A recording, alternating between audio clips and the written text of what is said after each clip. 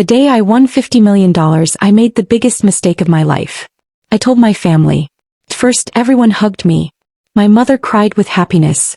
My older brother Eric called me the luckiest sister alive. My cousins planned vacations before the money even reached my account. For one evening, I believed we were celebrating together. I couldn't have been more wrong. A week later, Eric convinced me to let him temporarily manage the money until I learned how to handle such a large fortune. "You've never dealt with millions," he said. "I'll protect you." As I trusted him, I signed limited financial paperwork. Months passed. Whenever I asked about my money, Eric always had another excuse. "The investments need more time. The bank is reviewing everything. Don't worry." Then one morning I logged into my account. The balance showed $4,812. Everything else was gone. My legs nearly gave out. Bank records showed the money had been transferred into businesses controlled by my brother and several relatives. Luxury houses, sports cars, private investments. They had taken nearly all of it. When I confronted them, my mother looked away. My uncle shrugged. Eric smiled. "You should be grateful. We turned your luck into a family business." I left without another word. For 6 months I disappeared. Everyone assumed I had accepted defeat. What they didn't know. The day I won the lottery, I had hired one of the country's best financial advisors. Before signing anything, he quietly insisted on creating a confidential protection agreement. Every major transfer above $1 million required a hidden compliance review.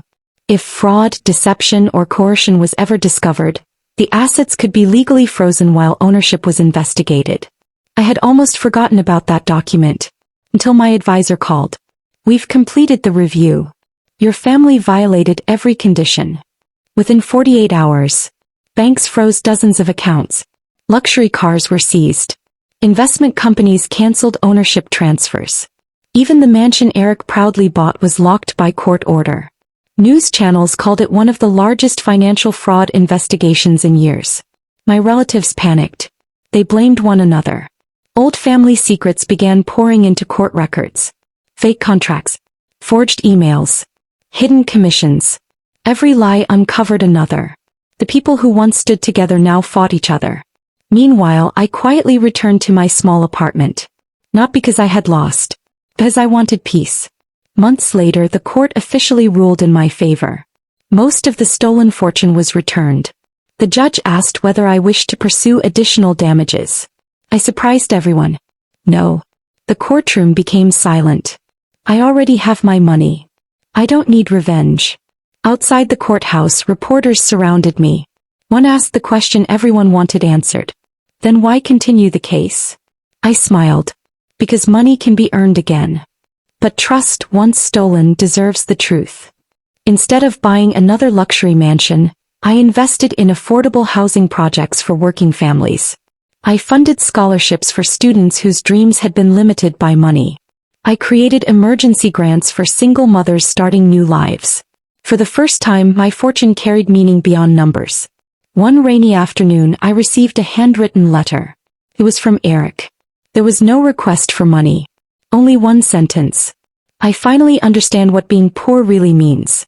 I folded the letter and placed it inside a drawer. Not out of anger. Out of closure.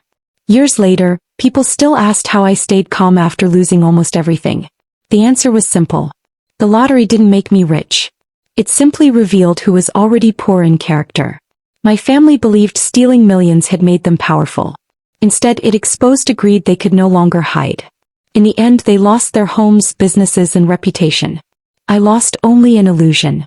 The illusion that blood is always stronger than honesty.